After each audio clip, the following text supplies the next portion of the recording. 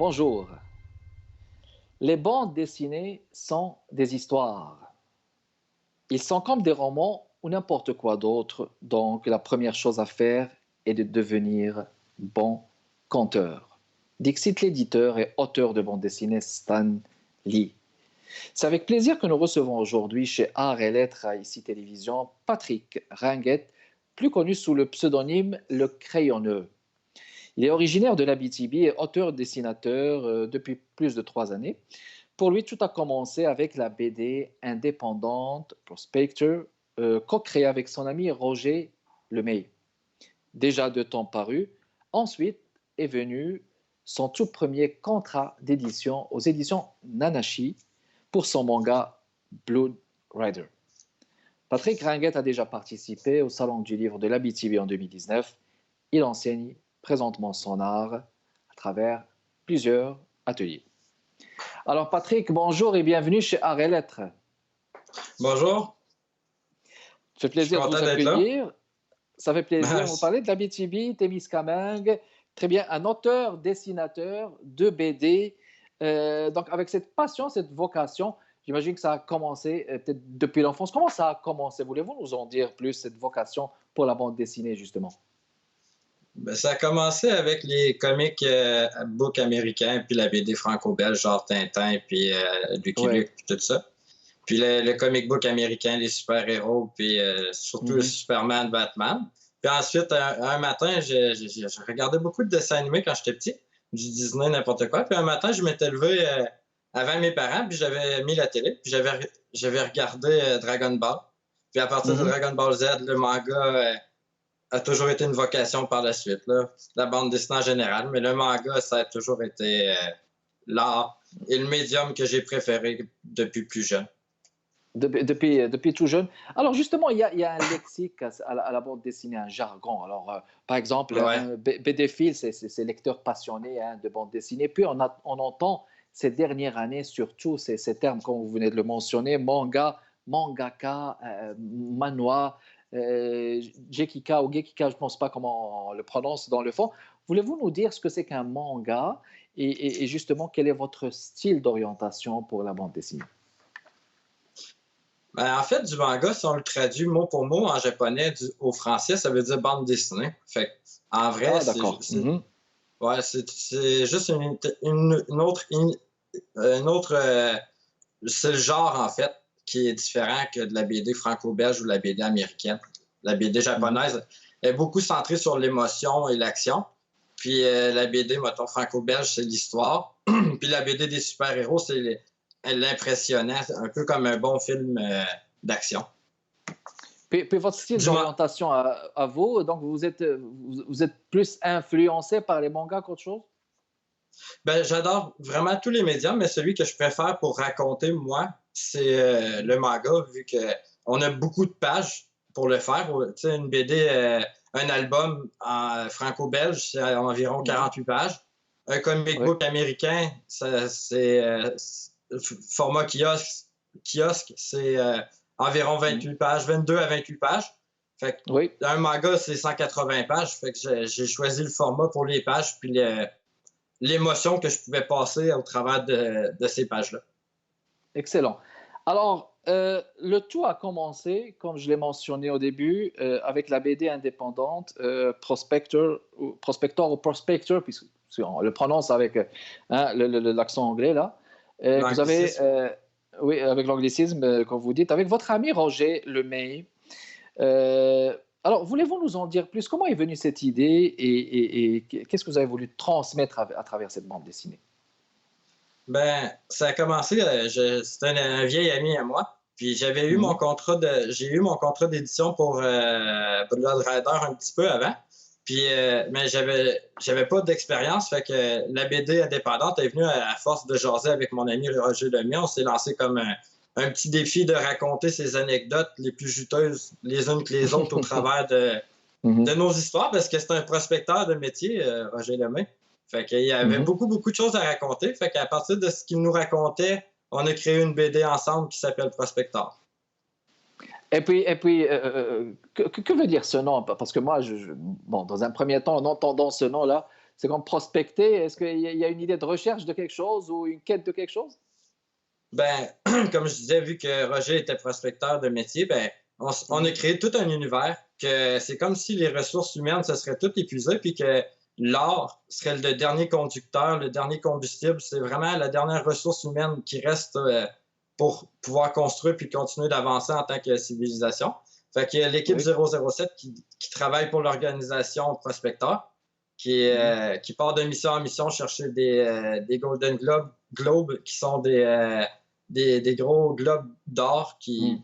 peuvent être ensuite fondus puis utilisés pour X raisons Mhm. comme conducteur ou combustible. Puis Oh, oh, oui. sur leur route, ils rencontrent tout le temps un méchant qui s'appelle Satanos, Barbatros. Ça finit toujours en os. On s'est donné un petit concept. Puis c'est bien Un amusant petit, oui. à raconter. Oui, oui, le plus important aussi, c'est se donner un petit concept, quand vous le dites. Puis c'est en deux tomes, hein? C'est en deux tomes ou un tome? C'est en deux tomes, j'imagine? C'est en deux tomes présentement. Puis le Mhm. troisième est écrit. C'est le temps que j'ai manqué vu que je travaille sur Blood Rider à temps plein. Puis j'ai un emploi de graphiste aussi. Je suis infographiste. Oui. Donc, c'est déjà un plus, justement, pour créer. Et puis, le manga, c'est quand vous dites, c'est plusieurs pages. Et pourtant, Ouais, vous c'est avez fait ce choix. Et puis, vous avez fait ce choix. Est-ce qu'il y en a des gens qui viennent vous dire, ben, écoute, c'est trop ennuyeux, là, c'est trop long. Est-ce que ça arrive, est-ce que ça vous arrive qu'il y ait ce genre d'impression, là? Non, honnêtement, tout le monde n'a que de beaux commentaires sur le format parce que la Mhm. plupart, tu sais, en France, c'est vraiment parce que c'est un éditeur français qui m'a publié. Puis en France, c'est Mhm. vraiment le deuxième plus gros consommateur de manga au monde après les Japonais. Fait que, tu Oui. sais, eux autres, ils adorent le style puis le format. Puis le fait que ce Mhm. soit quand même assez universel, ce que tu peux raconter dans le genre. Ça peut être un shonen qui est de l'aventure ou de l'action, un iketsu Exact. que c'est comme juste des combats, si on veut. Tu as aussi des formats pour les jeunes filles, tu as des formats, de la romance, tu as n'importe quoi. Puis le fait que Oui. c'est beaucoup de pages, l'émotion se transmet encore mieux. Encore mieux. Que, Exact. Et ouais, ça peut c'est moins toucher limité. aussi tout le monde de manière universelle. Très bien. Une pause Ouais, publicitaire et on revient dans les prochaines minutes pour continuer notre entrevue de ce jeudi. Patrick Ringuette est notre invité d'aujourd'hui, auteur-dessinateur. Restez avec nous, mesdames et messieurs.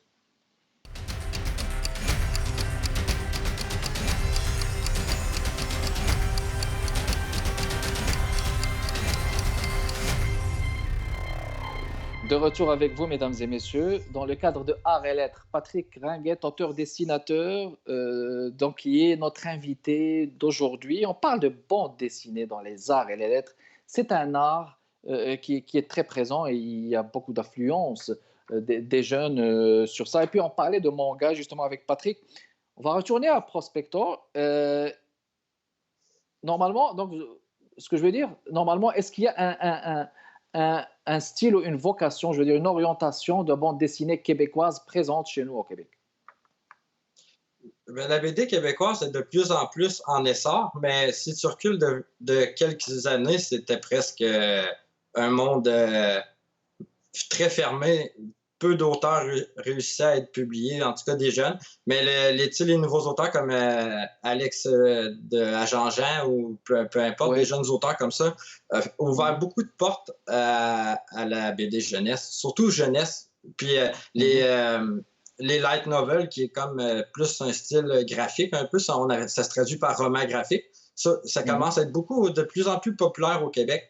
Il y a justement un auteur montréalais que ses grands-parents ont grandi en Abitibi, qui a écrit une BD sur Guyane qui s'appelle La Petite Russie. On commence à en avoir de plus Mhm. en plus d'auteurs euh, jeunesse. J.P. Perrault, qui vient aussi de l'Abitibi, Oui. qui a fait La Rose du ciel. Mhm. On est quand même assez en essor, puis on est en retard quand même si on compare à la France, aux États-Unis ou au Japon, mais la BD jeunesse Mhm. commence à prendre de plus en plus d'espace au Québec. Très bien, parfait. Euh, dans la bande dessinée en général, est-ce qu'on est supposé se tenir à un message moral adressé aux jeunes ou bien est-ce qu'on dessine et puis c'est juste l'action? Est-ce qu'il y a toujours un message moral auquel vous tenez lorsque vous entreprenez votre bande dessinée, votre art en général? moi, comment que je fonctionne, c'est surtout par l'écriture, ma création. Fait que, donc, je commence toujours par trouver le thème de ce que j'ai envie de raconter, que ce soit les sports ou l'amour ou un thème en général. Puis ensuite, de ce thème-là, je vais essayer de faire sortir les émotions, que ce soit par le fil de l'histoire ou l'action, comme vous dites, ou ça peut être simplement par les dialogues. Mais le thème doit toujours rester présent. Puis à la fin, il faut que le jeune ou le lecteur ait compris quand même l'essence de la BD, parce que c'est le cœur, le thème, si on veut. Exactement. Donc, il faut que le jeune focalise sur une idée que vous tentez de transmettre.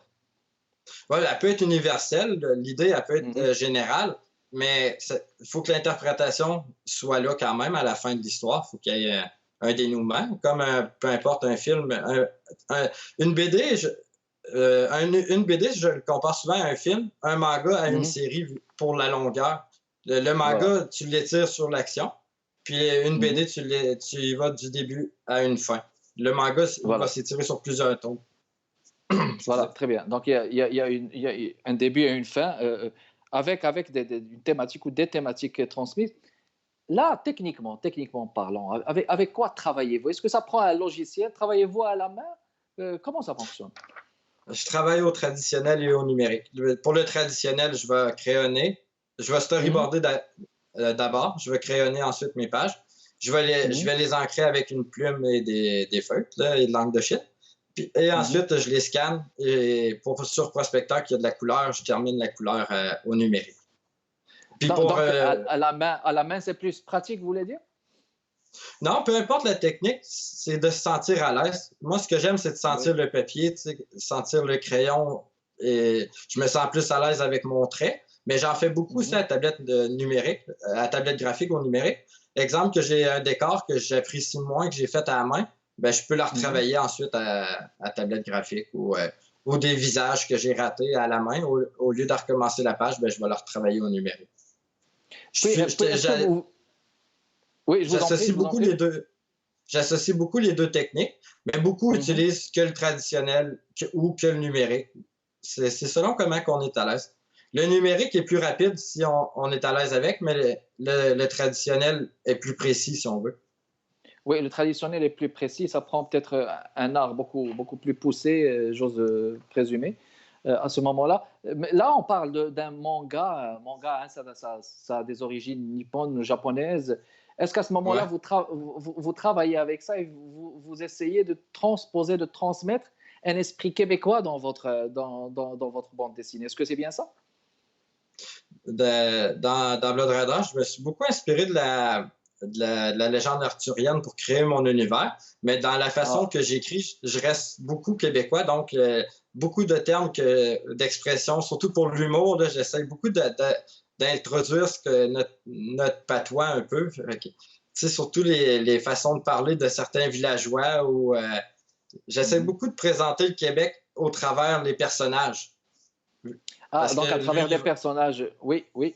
Ouais, vu que les noms, pas les noms, mais l'univers reste créé de toutes parts, un peu comme un jeu de société ou un jeu vidéo, un film fantastique, c'est de l'heroic fantasy. Mais j'essaie de rester beaucoup québécois dans ce que je raconte ou dans la façon de parler ou d'interagir entre les personnages. Le côté festif des Québécois. Oui, excusez-moi.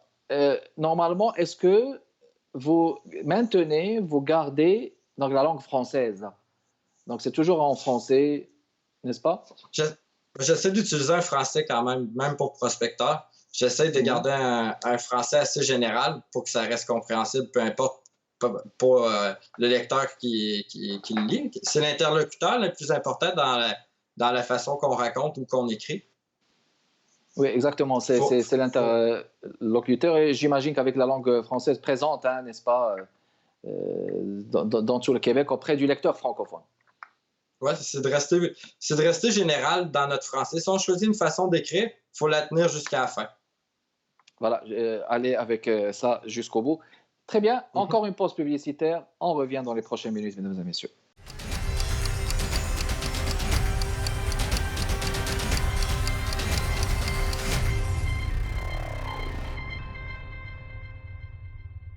de retour avec vous, mesdames et messieurs, pour continuer de parler de bande dessinée avec Patrick Ringuet, auteur, dessinateur, auteur, co-auteur de la BD indépendante Prospector. Maintenant, vous avez participé au Salon du Livre en Abitibi en 2019. À un moment donné, il faut montrer ce qu'on fait. Et donc, vous l'avez fait au Salon de l'Abitibi. Voulez-vous nous parler de cette expérience? Comment ça s'est passé? C'était notre premier festival de l'été cet été-là. Ça a été le plus mémorable aussi. C'était gros. On rentre là, on ne sait pas où on s'en va. Il n'y a personne vraiment, tu sais, à part les employés puis tout ça, puis les auteurs qui sont là-bas. Là, ils nous ont emporté à notre table. On était dans un coin où il y avait juste des auteurs de la BTB, puis c'était vraiment plaisant. Moi, j'ai adoré l'expérience. Sur les 4 ou 5 jours où on les a toutes faites, puis ça a été une expérience incroyable. C'est ce qui a lancé la suite, puis qui a donné encore plus le goût de poursuivre le métier, puis le rêve, si on veut. C'était le début de l'expérience avec Prospector. Excellent. Et puis, j'imagine que cela ouvre aussi des horizons avec des festivals qui sont présents, comme par exemple celui du Festival international de la bande dessinée à Montréal. Est-ce que vous avez des contacts? Est-ce qu'il y a des perspectives? Ben, cette année, j'ai pas eu de contact encore, mais l'année passée, j'avais beaucoup de salons prévus. J'en avais un en Outaouais et quelques-uns ici et là. Mais avec la pandémie qui a frappé juste avant, j'avais même un voyage en France qui était prévu pour le mois d'avril ou quelque chose du genre. Puis ça a tout été annulé à cause de la pandémie qui a frappé le monde. Bien sûr. Donc, la pandémie, justement, donc, elle a empêché beaucoup de projets. Quelles sont les difficultés que vous rencontrez généralement dans votre art, dans votre métier relatif à la bande dessinée? Les deadlines, le temps, surtout le temps. Si on n'investit pas bien son temps aux bons endroits, on se ramasse qu'on est en retard dans nos projets. Faut jamais, ce que j'essaie de faire, c'est d'avoir toujours un plan de travail pour chaque chapitre sur Blood Rider. Comme sur Prospector, c'est pour la BD en entier, mais sur Blood Rider, j'essaie de fonctionner chapitre par chapitre. Puis ensuite, si tu y vas, tu peux éliminer chaque étape, mais si tu commences à faire un chapitre, je fais tout ce qui est côté traditionnel en premier, ensuite je fais le numérique, puis ensuite je tape les textes que j'ai écrits en main, je les tape à l'ordi, j'écolle d'un bulle, puis c'est la dernière étape. Si, comme Prospector, il y a la colo à mettre, je la mets à la fin de tout. Très bien. Maintenant, la bande dessinée comme art à part entière, comment est-ce que vous voyez l'art de la bande dessinée au Québec en général et ses perspectives? Est-ce que vous voyez qu'il s'en va vers le vrai chemin? Comment est-ce que vous le percevez de votre point de vue? Ben, je pense qu'on s'en va dans la bonne direction. Si on recule, comme je disais, de quelques années, on était en retard beaucoup sur le reste du monde. Surtout la France, on peut se comparer à eux beaucoup pour les albums qu'on produit ici. Mais il y a comme des auteurs comme Jeunesse, qui en a tellement, ou des auteurs en général, même de BD pour les adultes, il y en a beaucoup ici aussi au Québec. On est sur la bonne voie. On commence à s'en venir avec beaucoup de projets indépendants comme d'éditeurs. Donc, je crois que la BD au Québec va se porter bien et encore mieux dans l'avenir. Donc, par rapport à avant, au passé, on va dire un mot sur les éditions Nanachi. Est-ce que c'est une maison d'édition centrée au Québec, domiciliée au Québec, les éditions Nanachi? Non, c'est domicilié en France. J'ai oublié un petit peu la ville. Là. Oui. J'oublie la ville, j'ai un blanc. Oui, mais ouais, c'est domicilié en France. C'est un jeune éditeur qui a commencé beaucoup par le roman, puis qui ensuite, il y a quelques années, s'est lancé dans le manga. Puis moi, ben, j'avais envoyé mon dossier à plusieurs éditeurs. Puis Nanachi, puis un autre éditeur m'avait répondu positivement. Et j'ai fini par signer avec Nanachi pour 3 tomes. Excellent. Alors là, justement, là, on va dire un mot justement sur Blood Rider. Donc lui, il est sur 3 tomes. Voulez-vous nous en dire plus? On a déjà 2 tomes de paru aux éditions Nanachi. Le deuxième est sorti le 6 février, mais encore une fois, on était en temps de pandémie, donc j'ai pas pu me déplacer ou aller en salon. En gros, c'est l'histoire de Pika, un jeune fanfaron qui après la guerre, il se cherche un peu. Il y a eu une grosse guerre qui s'appelle la guerre du Nord. Puis, son père, c'était le roi du Nord, etc. Puis là, après la guerre, tous ses camarades sont morts. Il se cherche un peu. Il est pris en territoire ennemi. Fait que son seul but, c'est d'être plus souple la veille jusqu'à temps de rencontrer une mystérieuse princesse qui va le mettre sur la voie de l'aventure pour 3 tours. Exact. Et puis la présence de l'amour, finalement, une princesse là qui va lui montrer le bon chemin. Puis je trouve que c'est intéressant aussi de se trouver en territoire ennemi. Ça montre aux gens qui lisent, aux jeunes surtout, comment combattre, hein, comment s'en sortir quand on est en terre ennemie. Que ce soit par l'intimidation ou peu importe, dans la vie, il y a toujours un combat à mener. Puis la bonne façon de s'en sortir, c'est en restant positif puis en croyant en ses rêves, ses buts, ses objectifs. C'est beaucoup le fond de Blood Rider. Parfait. De rester fort. Les gens et les jeunes qui nous regardent, qui ont du talent, qui savent dessiner, mais ils savent pas parfois comment s'en prendre. Quel est votre message à vous, d'auteurs, dessinateurs? Vous avez déjà fait sortir donc des bandes dessinées, des albums, des tomes. Qu'est-ce que vous leur conseillez aux gens qui nous regardent, aux jeunes surtout qui nous regardent, qui veulent aller de l'avant avec la bande dessinée? C'est quoi votre conseil ou vos conseils? Que ce soit pour les dessiner ou les écrire, le truc, c'est d'en faire, de produire des pages. On ne devient pas auteur ou dessinateur en regardant le papier. Il faut les dessiner, il faut les écrire. Plus qu'on va en faire de pages, plus qu'on va en écrire, plus qu'on va devenir à l'aise avec notre façon de travailler. Puis, je conseille toujours de faire plusieurs petits dessins qui vont nous prendre 10 minutes. Exemple, un gros dessin qui va nous prendre toute la semaine. Comme ça, on va beaucoup plus s'améliorer en pratiquant plus souvent que longtemps. Excellent. Patrick Ringuet, BD Independent Prospector, Blood Rider. Les gens qui veulent contacter, qui veulent acheter ce que vous faites, est-ce que vous le faites en ligne? Comment ça se passe? C'est beaucoup en ligne pour Prospector, essentiellement en ligne ou en me contactant via ma page Facebook, le Créona. Puis Blood Rider, c'est disponible un peu partout sur Internet, Amazon, etc. Puis si votre libraire ne le possède pas, vous pouvez lui demander, il va le commander assez facilement. Excellent. Alors, le message est passé. Merci beaucoup, Patrick Ringuet, d'avoir été avec nous chez Arelette. C'est tout le temps qu'on avait. On vous souhaite bon succès dans vos œuvres. Merci. Merci de votre continuel intérêt, mesdames et messieurs. Kamal Benkiran avec vous. Portez-vous bien. Prochain rendez-vous jeudi à 15h chez Arelette, ici Télévision. Au revoir.